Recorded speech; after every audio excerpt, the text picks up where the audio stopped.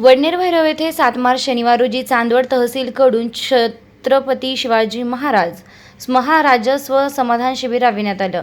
उपविभागीय अधिकारी कैलास कडलक, तहसीलदार अनिल चव्हाण, नायब तहसीलदार राहुल निकम, सरपंच रावसाहेब भालेराव यांनी दीपप्रज्वलन करून कार्यक्रमास सुरुवात केली. कडलक साहेबांनी उपस्थित सर्व नागरिकांना शासकीय सवलतीबद्दल मार्गदर्शन केलं. चव्हाण साहेबांनीही आपल्या भाषणातून संजय गांधी निराधार योजना, शेतीसंदर्भातील समस्या याबाबत माहिती दिली. तसेच संदर्भात संजय गांधी निराधार योजनातून मंजुरी झालेले प्रस्ताव, मंजूरपत्र, शाळेतील मुलांना शैक्षणिक डोमेसाईल, नॉन क्रिमिलियर उत्पन्न दाखले, 7/12 उतारे, ई शिधापत्रिका वितरण केले. शिबिरामध्ये संजय गांधी निराधार योजनेचे महसूल सहाय्यक दिलीप अण्णा मोरे, सहाय्यक नितीन बडोदे यांनी दिव्यांग, निराधार व्यक्ती व विधवा महिलांच्या समस्या सोडविल्या. संपतराव वक्ते, योगेश साळुंके, नाना सलादे, अतुल ठुबे, माजी सरपंच सुनील पाचोरकर प्रमुख नागरिक उपस्थित होते. तसेच ग्राम महसूल अधिकारी वैशाली शेवाळे, दह्याने, शर्मिला सोनवणे, धोंड गव्हाळ, ग्राम महसूल अधिकारी सुभाष पवार, पारेगाव यांनीही मार्गदर्शन केलं. तसेच मंडळ अधिकारी उज्ज्वला काळे, वडनेर भैरव, ग्राम महसूल अधिकारी प्रदीप चोपडे, रवींद्र पवार, किरण शिरसाट यांनी कार्यक्रम यशस्वी करण्यासाठी प्रयत्न केले. गणेश खिराडकर पत्रकारांनी तहसीलदार अनिल चव्हाण यांना शाल देऊन सत्कार केला. रोकठोक पोलीस टाइम्स न्यूजसाठी गणेश खिराडकर, वडनेर भैरव.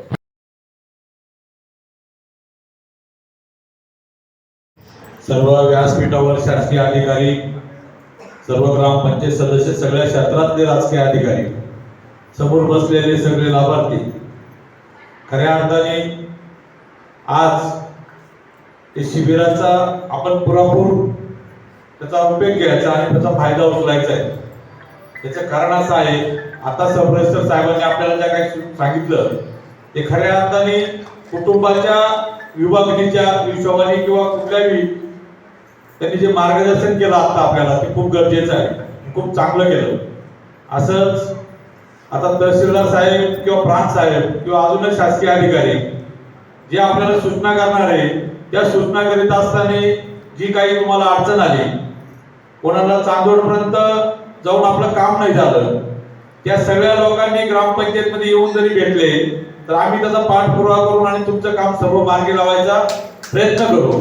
कारण आज तालुक्याला प्रांत साहेब असतील, तहसीलदार साहेब असतील, एकदम कार्यक्षम आणि सर्वसाधारण कुटुंबातून आलेले सर्व प्रतिनिधी आहे.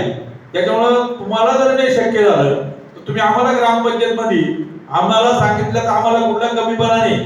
जसं माणूस मळ्यामध्ये गड्याला काम सांगतो साल करायला, तसं आम्ही आपल्या शासनाच्या 3 महिन्याच्या कालावधी जवळपास प्रत्येक तालुक्याला हा कार्यक्रम 3 महिने चालणार आहे.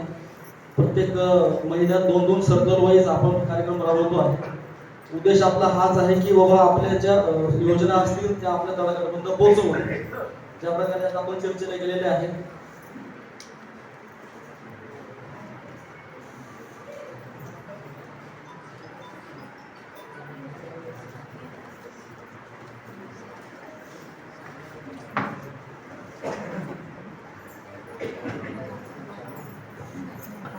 आज रोजी आपण आपल्या वडनेर भैरव सर्कल साठी काही आपण शासकीय योजना आहेत त्यांचा आपण लाभार्थी वाटप करणार आहोत. या दिनी आहे तात्या आपलं पुकारा करतील त्याप्रमाणे लोकांनी कृपया स्टेजवरती यावे आणि त्या प्रकारे आपल्याला जर लाभ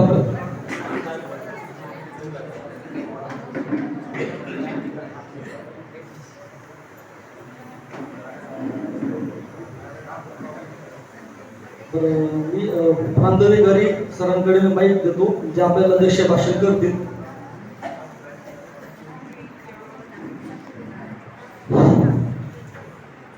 आज छत्रपती शिवाजी महाराजस्व अभियान यासाठी वडनेर भैरव येथील भैरवनाथ मंदिराच्या परिसरात पावनभूमीतील सर्व ग्रामस्थ, प्रभारी अधिकारी, कर्मचारी, शेतकरी बंधू भगिनींनो,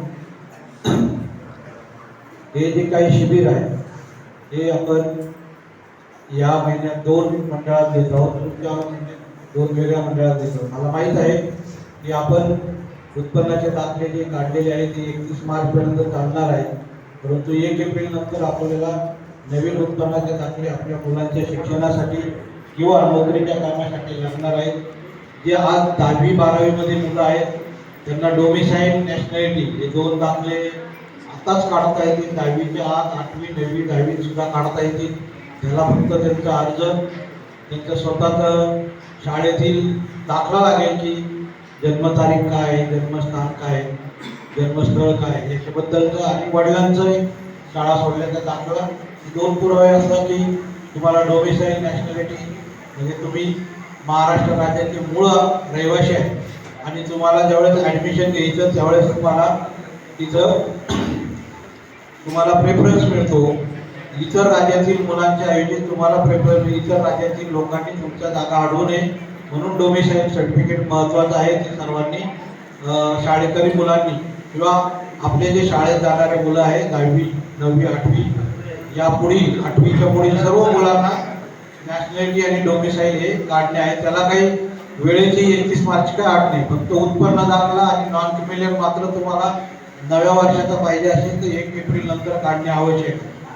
जातीच्या दाखल्यामध्ये जर पाहिलं तर आपल्याला आदिवासी जे आहेत ST म्हणतो आपण त्याला, शेड्यूल ट्राईब, अनुसूचित जमाती आणि अनुसूचित जाती SC यांचा जो दाखला आहे तो आपण 1950चा मूळ रहिवास तपासतो. हे शासनाने दिलेले नॉर्म्स आहेत ते आपल्याला माहीत पाहिजे. म्हणून समजा आपल्या गावातील आदिवासी कुटुंब आहे आणि त्यामध्ये मालेगावहून एखादी मुलगी लग्न होऊन इथं सून म्हणून आली तर तिचा दाखला आपल्याला देता येत नाही, तिला तिच्या वडिलांच्याच गावी दाखला काढावा लागतो.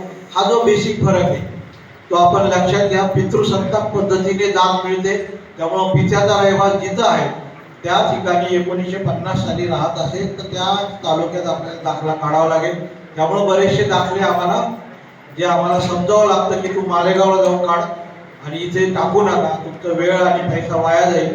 हे आम्हाला या शिबिराच्या माध्यमातून आपल्यापर्यंत पोहोचेल. अशाच प्रकारे जो VJNT आहे, विमुक्त जाती जमाती आणि भटक्या जमाती किंवा नोमॅटिक ट्राईब आहे, या सर्वांना 1962 पूर्वीचा रहिवास आपण पाहतो.